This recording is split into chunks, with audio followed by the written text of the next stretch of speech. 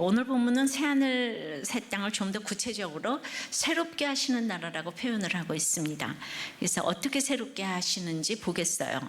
첫째로 신실하고 참된 말씀으로 새롭게 하십니다. 이것은 약속의 말씀이기 때문이에요. 5절입니다. 보좌에 앉으시니가 이르시되 보라 내가 만물을 새롭게 하노라 하시고 또 이르시되, 이 말은 신실하고 참되니 기록하라 하시고, 자, 보좌에 앉으시니가 만물을 새롭게 하신다고 했는데, 만물은 본래 하나님의 소유입니다. 로마서 11장 36절에 보면은 이는 만물이 주에게서 나오고 주로 말미암고 주에게로 돌아갑니다. 그에게 영광이 세세토록 있을지어다. 아멘. 예. 그래서 세상은 세상을 변화시킬 수 있다고 생각하지만은 골로새서 3장 1절서부터 보면 이건 인본적인 노력으로 되는 것이 아닙니다. 이제 만물은 창조주이신 하나님의 사역을 통해서만 새로워질 수가 있습니다. 처음 하늘과 땅이 없어진다는 것보다는 이렇게 새롭게 하노라는 더 완전한 변화를 의미해요. 갱신은 하지만 전혀 질적으로 새롭게 변화된다는 것입니다. 여기 오늘 이르시되가 두 번 나오는데, 첫 번 보좌에 앉으시니는 이제 부정과거형으로 말씀을 하시는데, 두 번째 이르시되는 현재형으로 이렇게 말을 하는 게 시제가 다르잖아요. 그러니까 이제 요한이 너무 놀라서 기록하는 것조차 잊어버려서 이 기록하라는 말은 천사가 했다는 것이 이제 시제가 다르기에 이렇게 맞다고 봅니다. 그래서 하나님 말씀을 잘 듣는 자는 천사의 말도 잘 듣고요. 이제 하나님의 말씀에 감동하는 자는 전해준 자에게도 감동을 합니다. 이원론이 아니에요. 그래서 한 절에 이르시되가 두 번 나오면 우린 긴장하고 잘 들어야 되는 거예요. 하나님 말씀의 신실성과 이 거짓이 없으심 때문에, 그래서 이 말은 신실하고 참되니 기록하라고 하셨어요. 그러니까 모든 약속은 약속하신 사람의 그 신실성에 달려 있는데요. 이 예언이 그 지난 주일에 1절에 요한이 본 이 새하늘과 새 땅보다 더 권위를 가지는 이유는, 계시록의 다른 부분들도 다 하나님께서 말씀하시지만은 특별히 1장 8절과 여기 본문에서만 문자적으로 하나님이 말씀하신 것으로 기록되었기 때문에 더 권위가 있습니다. 예언은 약속을 포함하기에 그 자체의 성취를 포함하고 있다는 것을 알아야 합니다. 근데 어떤 분은 나눔해 보니까, 아니 계시록이 예언인데 왜 맨날 목사님은 구속사만 언급하냐고. 결코 이원론이 아니에요. 이론론이에요. 계시록은요 십자가가 핵심이고, 그 4장부터 20장 그 7절까지의 말씀은 십자가의 극심한 고통 가운데서 이 3일의 이 고통을 특별히 다룬 것이라 할 수 있죠. 그래서 자꾸 이 종말을 끝까지 견디는 자는 공중재림할 때 들림받고 또 아니고로 이렇게 집착을 하시는 거예요. 종말론을 그냥 들림받고 아니고. 십자가의 구속사가 가장 최고의 예언이라고 할 수 있고 부활의 근거가 되는 것입니다. 레위기나 이 계시록이나 이 어려운 성경을 내가 여기저기 공부하러 다녀서 이렇게 설교를 하는 게 아니고요. 그냥 오늘 나에게 주시는 음성으로 이렇게 듣다 보니까 이렇게 모두 이렇게 쉽게 다가온 것입니다. 이거 정말 그 중요한 것 같아요. 그래서 이것을 기록에 남겨서 후대에 전한 것이 지금의 성경이고, 지금은 이 성경 묵상을 통해서 날마다 기록으로 남기면 이게 새롭게 하시는 나라의 모든 것을 보여주는 거예요. 그러니까 내가 날마다 묵상을 하면 이렇게 날마다 새로워지는 것을 이렇게 느낍니다. 자, 쉽게 설명을 하겠어요. 결혼을 해도 새로운 가치관으로 살게 되면 이제 그것이 이제 건강한 거죠. 질병도 이혼도 재혼도 어떤 힘듦도 상처도 아픔도 신실한 말씀으로 그 모든 상황을 만물을 새롭게 하시는 하나님 때문에 상상할 수 없는 새살이 돋아나서 기쁨이 생기는 것이 새롭게 하시는 나라입니다. 성경이 구속사이기 때문에 정말 창세기와 계시록 말씀이 똑같습니다. 그러니까 제가 있잖아요, 확신이 없으면 이렇게 못하는데 30년 전에도 똑같고 지금도 똑같고, 예. 창세기 할 때도 확신 있게, 계시록 할 때도 확신 있게. 근데 지금 그게 공부해서 하는 거라면 좀 내가 실력이 미비해서 옛날에는 틀렸고 이럴 거 아니에요. 적용은 다를 수 있지만 근본적인 것은 위로부터 내려오시는 하나님의 역사이기 때문에 정말 이 구속사는 다 똑같습니다. 적용해 보세요. 큐티 하는 것이 신실하게 날마다 우리를 새롭게 하신다고 믿습니까? 믿습니까? 근데 큐티도 안 하는데 어떻게 믿어요? 정말 입을 좀 씻고 거짓말을 좀 하시던지. 두 번째는 하나님이 처음과 나중이시기 때문에 이루었도다의 나라입니다. 6절입니다. 또 내게 말씀하시되 이루었도다. 나는 알파와 오메가요 처음과 마지막이라. 내가 생명수 샘물을 목마른 자에게 값없이 주리니. 자, 천지를 창조하신 하나님은 마지막 새 창조도 하시는 분이에요. 천국은 원하는 자들에게 값없이 주어지는 나라입니다. 근데 다들 원하지 않아서 못 받아요. 이 땅에서 혹여라도 끝까지 잘 살 것이라고 지상을 천국 대신에 선택한다면, C.S. 루이스는 천국과 이혼이란 책에서 천국 대신 지상을 선택한 사람은 지상이 처음부터 처음부터 지옥의 한 구역이었음을 알게 될 것이다. 또 지상을 천국 다음 자리에 놓는 사람은 이 지상이 그 천국의 일부였음을 알게 될 것이라고 했어요. 여러분 어떻게 생각하세요? 예. 자, 이루었도다 했는데 무엇을 이루었습니까? 이룬 것의 근거가 무엇입니까?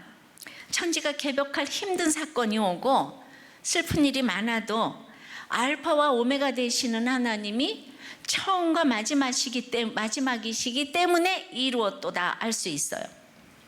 왜냐하면 알파 되시는 하나님께서 시작하셨기 때문에 오메가 되시는 하나님께서 끝내시지 않으면 끝낼 자가 없다는 것을 이제 알았기 때문입니다.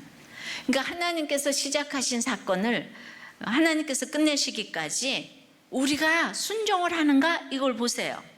알파 앞에 글자가 없고 오메가 뒤에 글자가 없어요.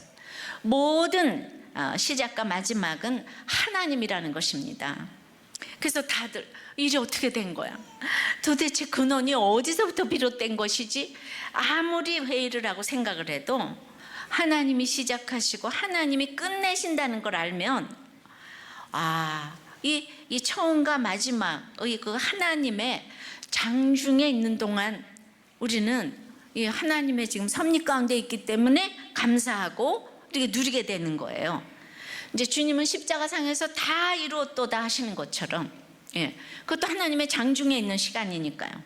주님처럼 이 천국은 말씀의 성취가 이루어지는 곳이라는 것입니다. 그러니까 내가 말씀을 믿고 가면 그게 하나님의 장중에 있는 것이고 하나님이 책임을 지는 거예요. 근데 이제 장중에 있는 동안 우리 참 힘들잖아요. 그랬을 때 우리가 살 수 있는 비결은 생명수 샘물인 거예요. 생명수 샘물을 목마른 자에게 값없이 주신다고 했어요. 힘드니까. 그래서 제가 생명수 이 말씀을 그냥 너무 사모했어요. 이제 남편이 나가지도 못하게 하고 힘들게 해도 하나님의 말씀은 활력이 있고 좌우의 날선 어떤 것보다도 예리하여 혼과 영감이 관절과 골수를 찔러 쪼개기까지 하기 때문에 이제 날마다 말씀을 읽고 듣고 깨닫는 재미 때문에 그냥 환경이 변하지 않아도 다 이룬 것 같았어요. 그러니까 말씀에 목이 마르니까, 근데 이거 돈 주고 사는 게 아니고 내가 깨달아지는데 지금 값없이 깨달아지는 거잖아요. 그죠? 예. 어디 가서가 아니라, 그러니까 그것이 이제 나를 살리려는 이 생명수 샘물인 것을 알게 되니까 이 값으로 환산할 수 없는 깨달음이 오니까 감사했습니다. 그래서 우리가 죄를 보는 것에서 더 나가려면 목마른 자에게 값없이 주시는 말씀이 여러분에게 생명수가 되고 꿀송이처럼 여겨져야 합니다. 여러분들 어떤 고난 가운데에서도 그 깨달아져야 돼요. 여러분은 이 세상에 어디에 목이 마릅니까? 성공, 돈입니까? 사회정의, 도덕, 지식, 도박, 술, 사랑에 끊임없는 갈증으로 있습니까? 여기저기 찾아다니지만 가장 중요한 것은 자기 죄를 보고 이 말씀에 목이 말라서 말씀을 사모해야 되는 거예요. 이게 억지로 안 되잖아요. 제가 그냥 그냥 그제 이렇게 나눔을 이렇게 보면서 이 집안 환경도 유복하고 이 성품도 이제 좋아 보였어요. 그러다 보니까 고난이 없는데 뭐 이렇게 사모할 일이 있겠어요. 그러니까 믿음보다는 인본주의가 있다는 것을 제가 알았죠. 그런데도 8, 9년이나 이제 골프 프로를 따기 위해서 애를 쓰고, 그 다음에 결혼에 목이 말랐어요. 그래서 이제 결혼하려고 하는데 응하지 않는 거죠, 여친 부모님께서. 그래서 제가 그 인본주의를 고치라고 이제 해도 저의 지적을 늘 들으면서도 그냥 한결같이 저의 가방을 그냥 예배 때마다 들어주고 처가댁에 반대를 무릅쓰면서 이렇게 오랫동안 여친을 기다렸기 때문에 내가 이 정도면 믿음 있는 거 아니냐고 하면서 공개적으로 결혼을 시키라고 장인 장모에게 제가 촉구를 했습니다. 결혼해가지고 지금 이제 딸을 낳았어요. 근데 제가 이번 주 나눔을 본 거예요.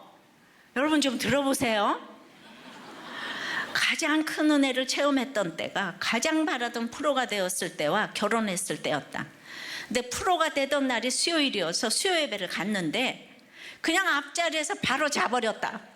뭔가 이룬 것 같으니 바로 졸음이 왔던 것 같다. 결혼식 날 하객이 하나님의 은혜를 불러주는데 지루했다. 다른 청년 결혼할 때 내가 불러주는 것은 너무 은혜가 돼 울었는데 막상 내 결혼식 때는 듣고 있는 것이 너무 지루했다. 정말 이상했다. 은혜가 딱 떨어졌다. 결혼에 성공했구나 하는 순간 은혜가 딱 떨어진 것이다. 요즘 큐티도 안 하고 본문도 뭔지 모르고 기도도 안 한다. 언제부터 안 했는지 잘 모르겠다. 결혼 이후에 간절함이 없다. 특별히 힘든 일이 없다. 예배 시간에 졸지는 않는데 말씀이 안 들어오니 조는 것과 다름이 없는 것 같다. 행복하지만 목장 오는 것도 귀찮다. 힘든 게 없으니 목장에 가서 별로 할 이야기도 없다. 이런 상태로 유아 세례도 받기가 싫다. 제가 24에 이런 나눔을 읽고 말이죠. 너무 놀라서 자꾸라질 지경입니다. 인간적으로도 저를 좋아했는데 이게 인간적인 것 가지고도 안 되는 모양이에요. 정말 신결혼이 어렵다는 생각이 듭니다. 예배에 참여해도 자기 죄를 보고 말씀에 목이 마르지 않으면 이게 술에 목마른 자와 같은 거예요. 그러니까 아무리 세상에서 이루어져도 정말 이렇게 새로운 나라에 들어가지를 못하는 거예요. 그래도 이렇게 살다 보면 들은 것이 있어서 끊임없는 죄의 요구에 절망하게 될 때가 올 거예요. 그래서 전혀 생각하지 못했던 내 속의 요구가 이제 화산처럼 폭발하면 이제 내 자신이 아무것도 할 수 없는 존재라는 것을 절감할 때가 온다는 거죠. 그래서 그 젠틀하던 아이가 나눔해 보니까 분노가 폭발을 한다고 써 있더라고요. 나 정말 그거 몰랐거든요. 전 있어야 할 일이라고 생각을 합니다. 그래서 내 죄를 보고 말씀에 목말라서 샘물을 마시게 되면 좋겠어요. 샘물을 마실 때마다 내 죄를 처리해 주시는데 새롭게 하시는 그나라는 늘 죄에 대해 아파하기 때문에 정말 이 값없이 주는 샘물을 마시는 사람은 복이 있는 사람인데, 이 아이가 청년부에서 오랜 목자 생활을 하다 못해 초혼지기까지 했거든요. 그런데 그냥 이런 나눔을 솔직하게 해주는 것이 너무 고맙고 소망이 있는 거예요. 걔가 뭐 의식을 했으면 이런 나눔을 하겠습니까? 목사님이 불꽃 같은 눈으로 읽고 있는데, 목사님이 읽으라고 그거를 나눈 것 같아서 나도 이거를 만천하에 공포를 지금 합니다. 어쩔래? 그러니까 이 집사만 그런 게 아니에요. 그 와이프도 그렇게 그냥 믿음이 있는 부모님 밑에서 자랐는데, 아니 그냥 8, 9년 동안 부모님만 반대하는 줄 알았더니 얘가 딸을 낳았어요. 근데 뭐라고 나눴냐면 딸이 너무 못생겼다는 거예요. 그래가지고 자기의 기적은 이 아이가 자라면서 혹시라도 예뻐질까 하는 게 자기로서는 가장 큰 기적이라고. 지나고 나서 보니까 뭐 8, 9년 동안 기다렸는데 둘이 똑같으니까 만나지 않았을까, 지금 이제 이런 생각을 이제 합니다. 이제 예. 아니, 지 새끼는 고슴도치도 이쁘다는데 둘 다 서로 너무 외모를 지금 이제 취한 거죠, 그죠? 예. 그래서 제가 이제 청년부에서 올라간 부부들이 다 괜찮아서 잘 사는 게 아니라 오직 우리의 단장은 말씀과 공동체라 그랬잖아요. 그러니까 이런 얘기를 이제 공동체에서 마음대로 나누기 때문에 다들 득달같이, 그 목자도 별로 고난이 없으니까 이제 뭐 비슷비슷하니까, 예. 거기도 청년부 목자 출신이니까 그래서 서로 이제 나누면서 동병상련을 느껴가면서 그래도 이렇게 이혼을 안 했다는 것이 잘나서가 아니라 이 말씀과 공동체 때문에 붙어간다는 걸 아시라는 얘기죠. 아시겠습니까? 예. 정말 예. 그래도 어디 가겠습니까? 마음대로 욕을 하라고 제가 욕을 해도 좋으니까, 예, 그래도 이제 다른 애들 같으면 이 얘기를 제가 못 나누는데 그래도 걔가 초원지기 출신 아니에요? 예, 이제 혼이 좀 나야 되는 거죠, 전체적으로. 그래도 이렇게 환경이 좋으니까 아무리 허벅지를 꼬집어도, 그러니까 이제 골프 선수가 되려고 할 땐 예배가 너무 사모됐대요. 결혼하려고 할 때는 8, 9년을 사모가 됐는데 딱 이루어진 다음서부터 말씀이 하나도 안 들어온다는 거예요. 그러니까 이건 결혼에 목이 마른 거죠. 프로에 목이 말랐는데 우리가 보기엔 믿음이 좋아 보인 거죠. 그렇지만 저는 안 속았기 때문에 맨날 너는 인본주의다, 넌 고난이 없지 않냐, 맨날 그 얘기를 제가 했는데 그래도 8년 9년 기다리니까 어떻게 해요? 예, 할 수 없다. 그래서 붙어갈 거예요. 예, 붙어가는데 하나님께서 어떻게 다루실 줄이 잘 봅시다. 예. 성경 어디를 봐도 모든 과정이 하나님의 뜻대로 이루어졌고 하나님의 뜻은 다 성취된 것이에요. 다윗이 노력했기 때문에 예수님의 조상이 된 것이 아니고 이새의 뿌리에서 싹이 나서 여호와의 영이 임한다고 했는데, 그 뜻이 이루어지고 하나님의 뜻이 성취되기 위해서 이제 다윗이 눈물과 애통과 곡을 경험케 하신 거예요. 그러니까 다윗이 나단 선지자로 인해 분수령적인 회개를 했음에도 죄값을 치르게 하시는 걸 봅니다. 다윗의 여전한 죄성은 맏아들 암논의 죽음 때문에 슬퍼하지 않고 암논을 죽이고 도망간 압살롬 때문에 슬퍼한다는 것이죠. 그러니까 자식을 편애하면서 객관성을 잃었어요. 자식에게서도 이 외모를 취하고 있는 거예요. 이 엄마처럼 말이죠. 주의 이름을 위하여 자식을 객관적으로 보는 것은 새로운 가치관인 거죠. 마태복음 19장 29절에 내 이름을 위하여 집이나 형제나 자매나 부모나 자식이나 전토를 벌인 자마다 여러 배를 받고 또 영생을 상속하리라 했지만, 우리는 영생보다는 이 땅에서 보이는 것에 목숨을 걸고 자식의 성공에 목말라 합니다. 이 본능적인 사랑이 무의식적으로 떳떳지 못하니까 정으로만 흐르고 분별이 없어집니다. 그래서 순종이 안 되고 이 다윗이 옷을 찢는 일이 계속 일어납니다. 통곡과 슬픔이 계속됩니다. 근데 통곡하면서도 다윗은 마음을 표현하지 못해요. 자기 죄가 너무 많으니까 표현하지 못해. 다윗을 예수님의 조상 되게 하시려고 통일 왕국의 왕이 되어서 다 된 것 같지만 그때부터 어떻게 할 수 없는 기가 막힌 자식의 문제를 겪게 하십니다. 근본적으로 내가 죄에서 태어났고 죄에서 벗어날 자가 없다는 것을 깨닫는다면 오늘 나의 질병과 자녀 문제, 경제적인 문제에서 할 말이 없고 그저 눈물로 통곡하고 옷을 찢으면서 살아갈 수밖에 없습니다. 그래도 그렇게 살아갈 수밖에 없는 다윗의 인생이 축복입니다. 그러니까 내가 예수 믿어서 잘 됐다고 하는 게 다가 아니에요. 되려 되는 일이 없는 가운데 나의 너절함과 죄를 드러내는 것이 하나님께 영광 돌리는 인생입니다. 처음부터 다윗의 인생은 정해져 있었는데 이 눈물과 애통을 통해서 이루었도다의 인생이 된 것이에요. 다윗의 통곡이 그럼에도 아버지의 마음이기도 합니다. 다윗에게서도 처음과 마지막은 하나님이신 거예요.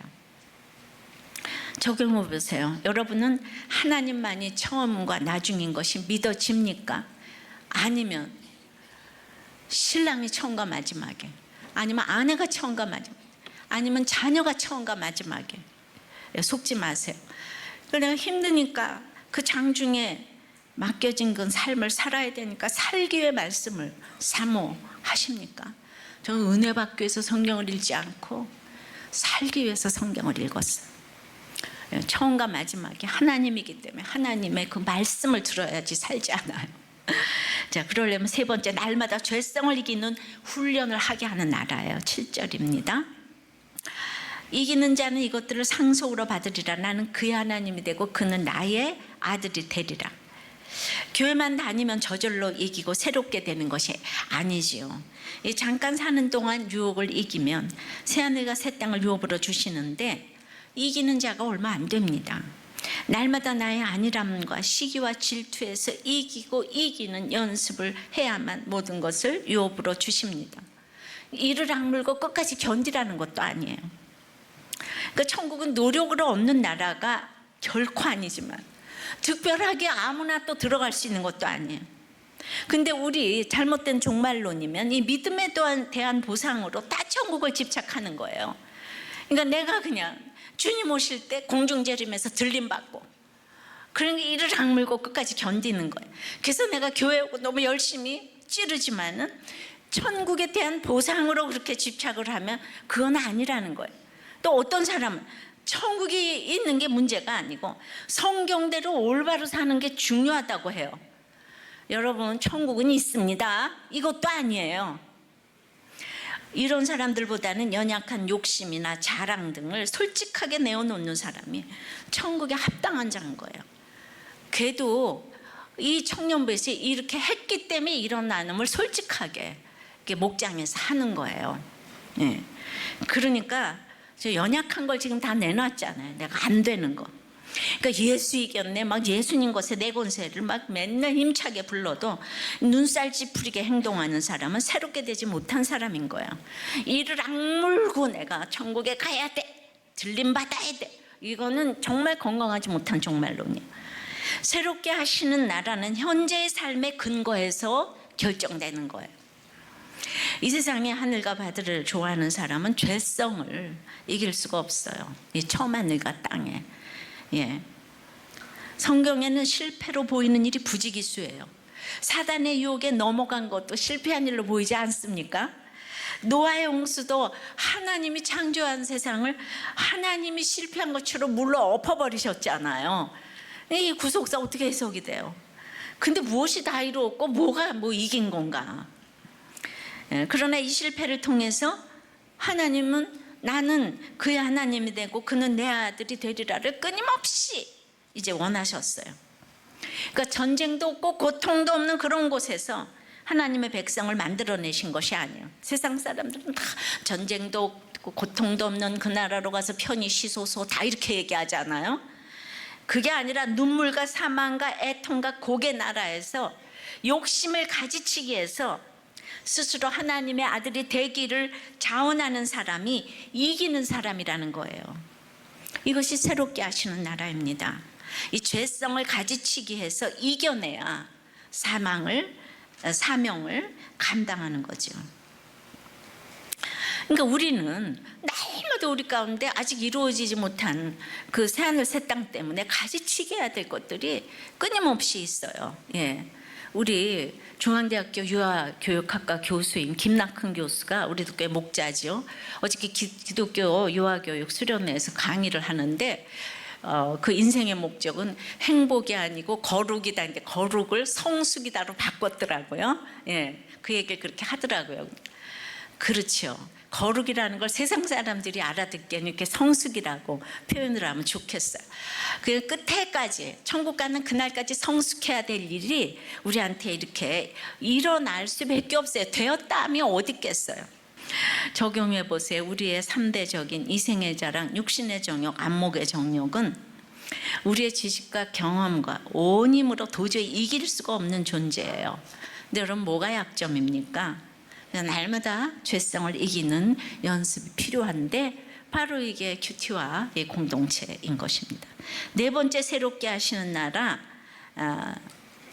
이제 네 번째는 참여하지 못하는 자가 있다는 거예요. 그래서 8절입니다. 그러나 두려워하는 자들과 믿지 않은 자들과 흉악한 자들과 살인자들과 음행하는 자들과 점술가들과 우상 숭배자들과 거짓말하는 모든 자들은 불과 유황으로 타는 못에 던져지리니 이것이 둘째 사망이라. 1절부터 7절까지는 새하늘 새 땅에 대해서 그렇게 길게 언급했는데 들어가지 못하는 자들은 한 절이 길지만 한 절에 언급한 거냐, 하나님의 사랑이에요. 이거는 아무것도 아니니까 돌아오기만 하면 된다고. 그냥 많은 죄 중에 하나인데 돌아오라고. 근데 이 사람들이 수많은 경고에도 새롭게 하시는 나라를 유업으로 받지 못할까요? 어떤 사람이 천국에 못 들어갈까요? 오늘 첫째로 두려워하는 자들이라고 그랬죠. 하나님보다 세상이나 사람을 이제 두려워하는 거죠. 또 즉 세상을 떠나지 못하는 자들이에요. 이 세상에서 잘 살려고 하면 시작되는 것이 두려움이에요. 성경에는 오죽하면 두려워하지 말라는 얘기가 365번이 나오는 거예요. 날마다 두려워요. 죽을 때까지 두려워요. 근데 우리가 이렇게 죽음을 두려워하는 건 죄 때문이에요. 죽음과 함께 마주하게 될 그 하나님을 생각하면 두려워서 그 앞에서 심판받아야 되니까. 그래서 죽음을 끔찍한 심판으로 여기기 때문에 다들 죽음이 두려운 거예요. 근데 하나님은 인과응보적 심판자가 아닙니다. 심판자이시지만 그리스도를 대신 심판하심으로 죽음에서 승리하게 하셨어요. 그 사망아 쏘는 것이 어디 있느냐. 그래서 예수를 믿어야 되는 거예요. 그럼에도 우린 진노의 심판처럼 죽음을 두려워하고 그러느라고 주어진 삶을 충실하게 살지 못하는 거예요. 세상이나 사람이 두려워서 그들 앞에서 떳떳하게 나는 예수님 믿는 사람이에요. 예수 그리스도는 하나님의 아들이시며 나의 구세주입니다. 이렇게 고백하지 못하는 사람들은 다 한결같이 두려워하는 사람들이에요. 그러니까 이렇게 두려우니까 이제 믿지 아니하죠, 그죠? 복음을 거부합니다. 기쁜 소식을 거부하니까 하나님의 명령을 거부하고 슬픈 소식인 고통과 동행할 수밖에 없어요. 자, 세 번째 흉악한 자들인데요. 이제 복음을 거부하고 믿지 않으니까 자기 생각이 나오고 인간의 자기 생각이라는 것이 여러분 얼마나 흉악한지 아세요? 흉악한 자는요 마음대로 권세를 휘두르는 거예요. 자, 4절입니다. 살인자들과. 성경은 형제를 미워하는 자들이 곧 살인자들이라고 했습니다. 살인자는 끊임없는 미움을 가진 사람입니다. 5절에 음행자들과 침상을 더럽히는 자라 그랬죠. 음행자가 있어요. 똑똑한 여자분이 짝꿍의 남편을 뺏었다고 해요. 안 믿고 돈이 많으면요 못할 일이 없잖아요. 근데 이번 주에 제자를 1일 부부 체험이라고 중1 때부터 자기가 유부남이면서도 그 학생이 자기를 좋아한다는 그 약점을 잡고 4년간이나 성폭행을 했다는 거예요. 그 뉴스를 보면서 이 성폭행 당한 아이나 이 폭행범 본인과 그 부모 참 불쌍하다는 생각이 들었는데 교사가 또 우리나라에서 아무나 되는 게 아니잖아요. 그러니까 얼마나 수고를 해서 거기까지 왔을 텐데 참 너무나 안타깝다는 생각이 들어요. 그 사람이나 근데 우리나 큰 차이가 없다고 생각이 들어요. 누구나 중독이 있어서 결국 힘든 시간에는 자기를 가장 기쁘게 해주는 것 또는 위로를 해주는 것을 찾게 되는 거죠. 그 죄가 우리 삶을 망가뜨리는 것이 너무나 그냥 일순간이라는 것을 우리가 알 수 있습니다. 그 동성애자 다시 집으로라는 이렇게 책을 보니까 크리스토퍼라는 치과대학생이 이제 그 6년간 이제 졸업을 해야 되겠는데 너무 훌륭한 부모 밑에서 얘가 동성애자인 거예요. 근데 뭐 누구도 이제 안 들어오는데 거긴 동성애 지체들이 너무 그냥 있는 대로 막 너무너무 거기는 동성애라는 것만으로도 너무 하나가 되더라고요. 너무 기쁜 거예요. 그냥 이제 욕하지 않고 그걸 만족시킬 수가 있으니까. 그렇게 하다가 이제 어느 순간 그 뭐 이제 그 저기 마약을 한 번 딱 하고 그 한 번 했는데 그 그 기쁨은 뭐 동성애 하는 거에 그 비교도 안 되게 그 환락 상태로 들어가니까 그 다음에 이제 마약 중독이 됐지요. 그래서 또 이제 에이즈에 걸렸죠. 그래서 이제 감옥에 가게 됐죠. 왜냐하면 마약 판매상으로 이렇게. 그래서 이제 그러고 나서 주님 만나가지고 이제 동성애자들을 위한 그 사역을 지금 이제 하는 그 책이었어요. 모두가 다 좋은 환경에서 점점 더 좋은 쾌락을 갖고 가만히 있을 때면 거기에 가는 거예요. 중독에 빠지는 거예요. 위로를 얻고 싶은 거예요. 그것이 누구는 성이고 누구는 뭐 책이고 그거 종류가 다를 뿐이고 누구는 운동이고 이렇다 뿐이지 뭐 우리가 그 다를 사람이 누가 있겠습니까? 6절에 술객들과 박수무당 등 귀신의 힘을 의지하고자 하는 일들은 이 술객은요 귀신의 역사를 무서워해서 이렇게 다들 점치러 가는 거예요. 귀신을 무서워하는 거예요. 내가 귀신을 다스려야 되는데 7절에 우상 숭배자들은 하나님 자리에 갖다 놓는 게 모두 우상인 거죠. 돈, 권력, 뭐 자식, 학벌, 쾌락, 성적인 거 다 갖다 놓습니다. 계시록에서 용은 7머리 10뿔 7면류관을 가지고 바다에 서 있다고 하는데 각종 지휘 권세 뭐 유명 메이커를 다 가지고 음녀 바벨론 세력으로 무리에 앉아서 참남한 이름을 가지고 있는 거예요. 이런 거 이제 우리가 얼마나 좋아하는지 몰라요. 그 동성애자 조던하고도 파트너가 돼서 근데 거기도 이제 에이즈에 걸리고 그런데 거기서는요 에이즈에 걸리면요 명사에 준한답니다. 그 카페에 들어가면 에이즈에 걸린 거를 굉장히 그 별을 하나 단 걸로 그렇게 생각을 한다는 거예요. 예, 그러니까 진짜 정말 그런데 그러니까 거기서도 이제 그런 공동체가 있는 거잖아요. 예. 우리를 보면 그냥 너무 따분한 거예요. 그냥 부모님만 봐도 따분하고 여기만 보면 무슨 재미로 사나. 예, 거기 쾌락의 끝판왕이 동성애인데 거기에서도 더 끝판왕으로 이제 마약으로 가고 이제 그렇게 되니까 8째는 모든 거짓말하는 자들이에요. 여기서 말하는 거짓말이란 예수가 그리스도인 것을 부인하는 거죠. 예수님을 믿는 사람이 성경을 걸고 진심을 맹세하는 것도 이것도 거짓말이고 예수님을 부인하는 거예요. 요한복음 8장 44절은 정말 여러분 외우셔야죠. 너희는 너희 아비 마귀에서 났으니 너희 아비의 욕심을 너희도 행하고자 하느니라. 저는 처음부터 살인한 자 진리가 그 속에 없으므로 진리에 서지 못하고 거짓을 말할 때마다 제 것으로 말하나니 이는 그가 거짓말쟁이요 거짓의 아비가 되었습니다. 마귀의 가장 큰 특징은 거짓말인 거예요. 예, 그래서 수많은 거짓 속에서 내 말이 진리라고 누가 확신을 하겠습니까? 내가 상대방을 어떻게 영원히 사랑하겠습니까? 그러니까 나는 자신이 없지만은 하나님을 믿기에 하나님의 약속에 의거해서 사랑하게 한다고 이렇게 사랑한다고 얘기를 해야 되는데 세상 사람들은 이제 장담을 잘하잖아요. 왜 거짓말하는 중에서는 종교 창시자들이 단연 최고죠. 예. 그래서 불과 유황으로 타는 못에 이런 사람들이 던져지는데 신천지는 불과 유황에 던져질 자는 이 신천지의 계시록을 믿지 않는 자들이라는 거예요. 이게 탈퇴 신도를 막기 위한 이 공포조장 교리인데 신천지를 배도하고 탈퇴하면 암에 걸리거나 저주를 받는다는 이런 메시지를 주는 형태를 보이고 있는 거죠. 그들의 주장대로라면 우리 모두 유황불에 다 던져져서 이미 죽었을 인생 아니에요? 근데 여러분들 나중에 유황불에 타는 게 아니에요. 지금 이 땅에서 지옥불을 사는 거죠. 날마다 나는 옳고 너는 그르고 하니까 벌써 이 땅에서 지옥불을 살잖아요. 바람을 펴도 나는 옳고 너는 그르고 나한테 지옥을 살잖아요. 거짓말하는 자는 바람을 피우려고 수많은 거짓말을 하잖아요.